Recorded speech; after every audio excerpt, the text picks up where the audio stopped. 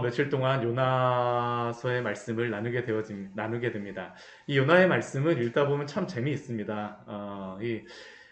정말 그 큰 물고기가 나타나서 오늘 말씀해 본 것 같이 요나를 삼키기도 하고, 또 도대체 그 니느웨가 어떻게 하나님의 말씀을 듣고 회개할 수 있는가라고 생각을 하는데, 이 니느웨 백성들이 하나님께 회개하고, 또 가장 마지막에는 박넝쿨이 막 갑자기 하룻밤 사이에 일어났다가 벌레한테 먹혀갖고 갑자기 그냥 쓰러지기도 하는 그러한 말씀이 나오기도 하는 등, 이 요나의 말씀을 보다 보면 정말, 야, 이 이야기 보통 보다도 훨씬 더 재미있구나라는 그런 생각을 하면서 이 요나의 말씀을 보게 됩니다. 근데 우리가 요나의 말씀을 볼 때 먼저 생각해야 될 것은, 이 요나의 말씀은 사람이 그 재미있게 흥미를 주기 위해서 하나님께서 어떤 우화적인 것으로서 주신 말씀이 아니라는 것입니다.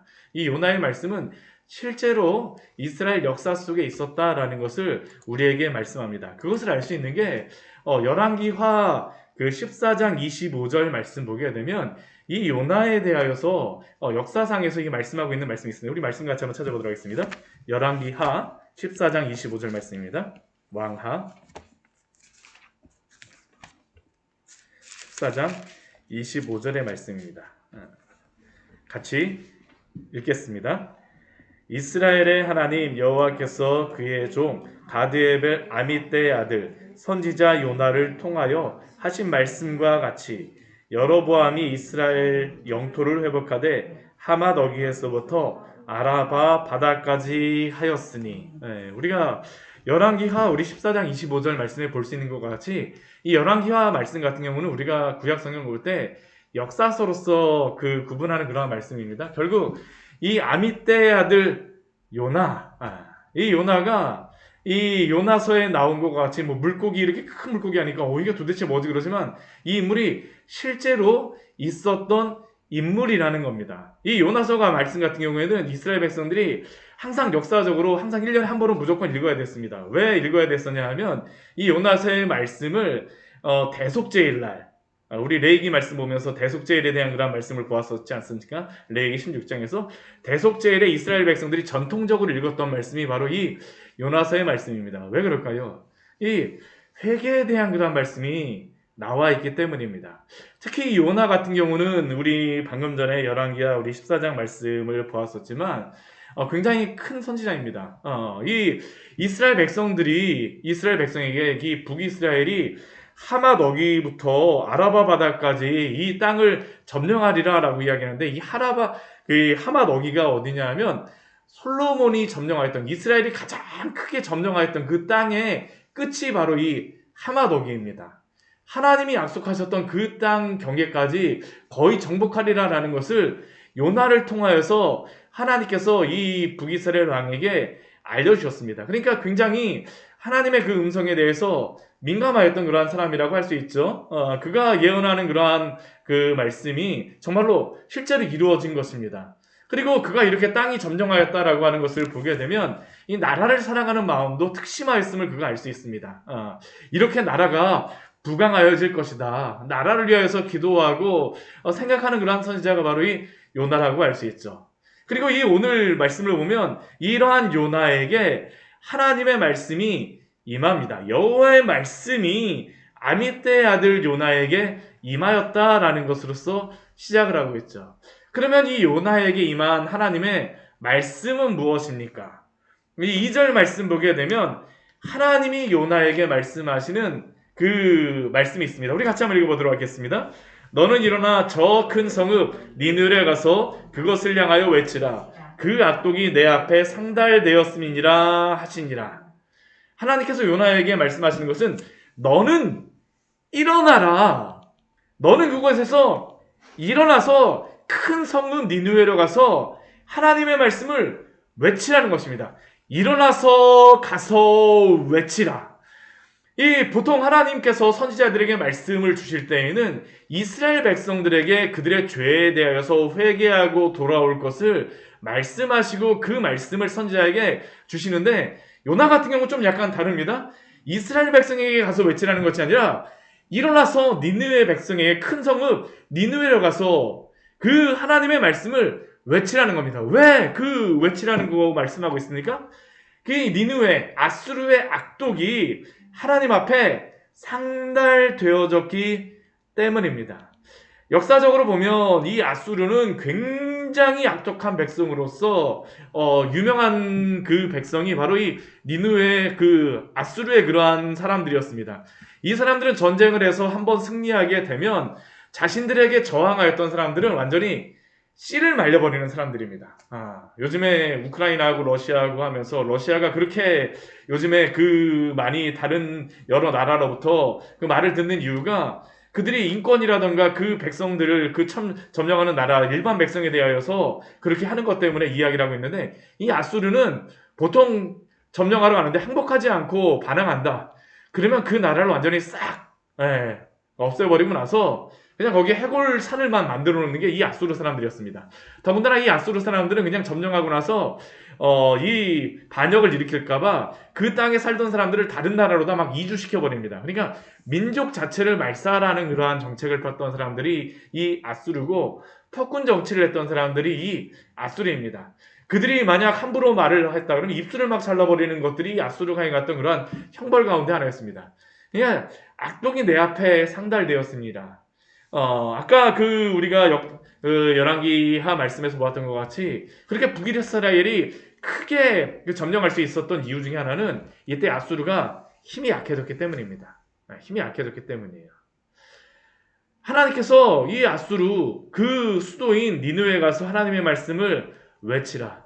그러면 요나는 어떻게 됩니까? 하나님의 말씀에 순종해야 됩니다. 근데 요나의 마음은 어떨까요? 순종하고 싶지 않습니다. 나라를 사랑하는 마음이 사실은 특심하기 때문입니다. 이게 참 아이러니죠.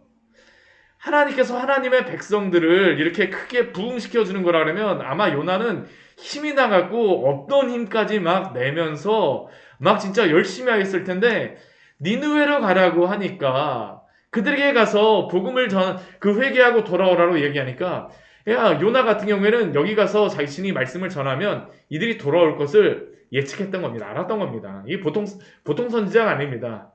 근데 그것을 전하기가 너무나도 싫은 거예요.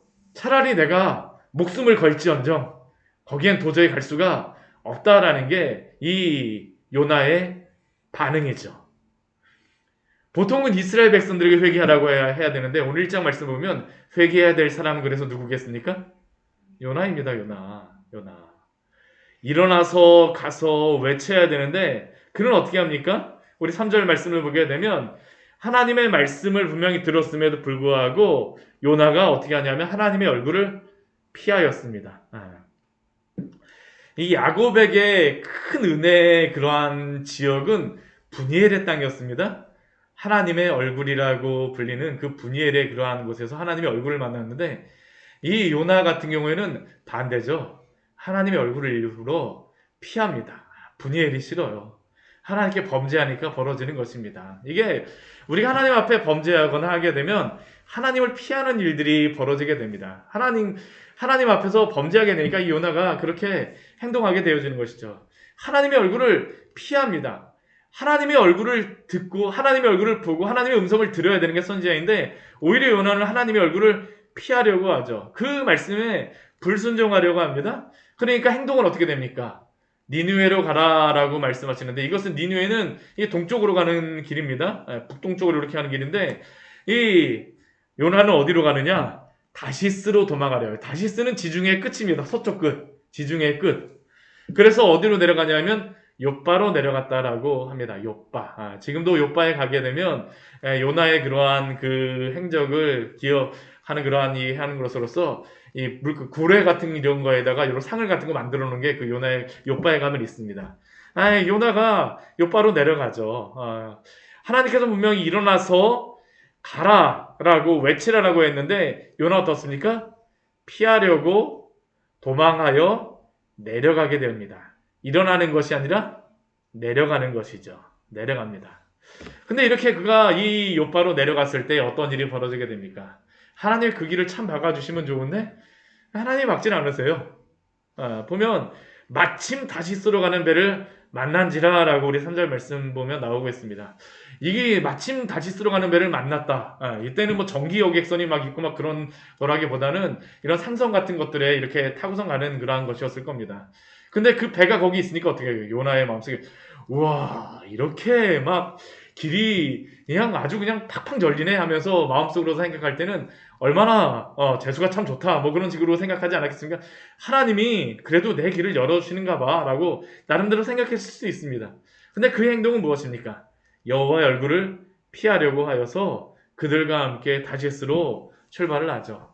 뱃삭도 주고 배에 올랐습니다. 여기에 나오는 이 뱃삭이라고 하는 게 보통의 액수가 아닙니다. 우리 같이 이렇게 조그만 그러한 뭐 오늘날도 이렇게 뭐 먼 나라 가려면 뱃삭이 싼 것은 아니지만 여기에 뱃삭을 무엇으로서 많이 생각하냐면 배 전체를 세냈다라고까지 생각을 합니다. 그러니까 도망가기 위하여서 그는 진짜 진심인 것이죠. 진심으로 다 지금 배를 타고 도망가고 있습니다. 그런데 하나님께서 이렇게 열어주시는 것 같지만 하나님이 열어주시는 그러한 것은 사실은 하나님이 요나에게 말씀하시고자 하는 것입니다. 근데 요나에게 직접 말씀하지 않으세요. 무엇을 통해서 하나님께서 일하실까요? 바다를 통하여서 일하십니다.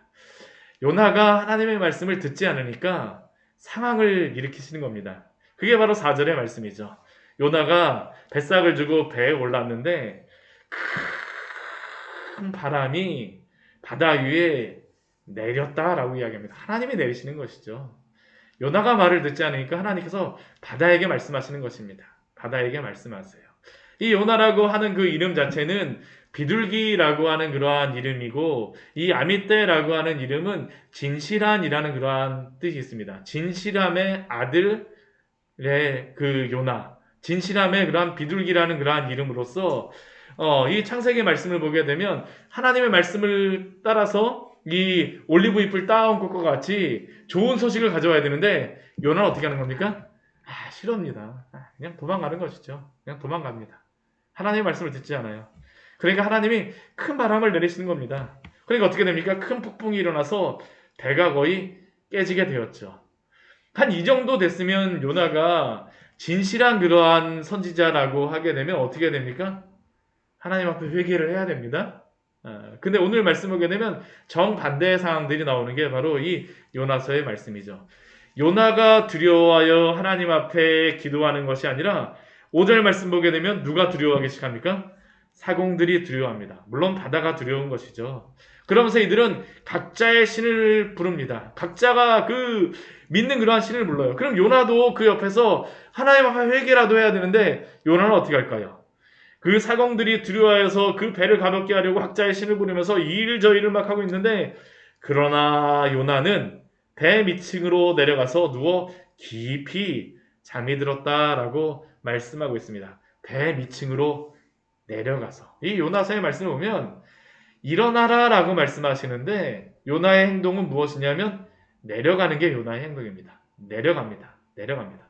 하나님은 일어나라라고 말씀하시고 요나는 내려가죠. 이게 단어가 대비되고 있습니다.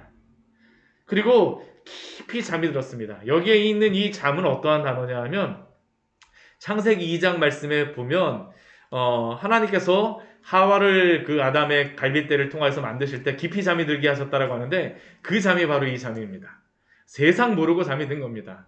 거의 사망과 거의 비슷한 잠에 드는 게 바로 이 요나의 모습이죠. 하나님이 가만히 두실까요?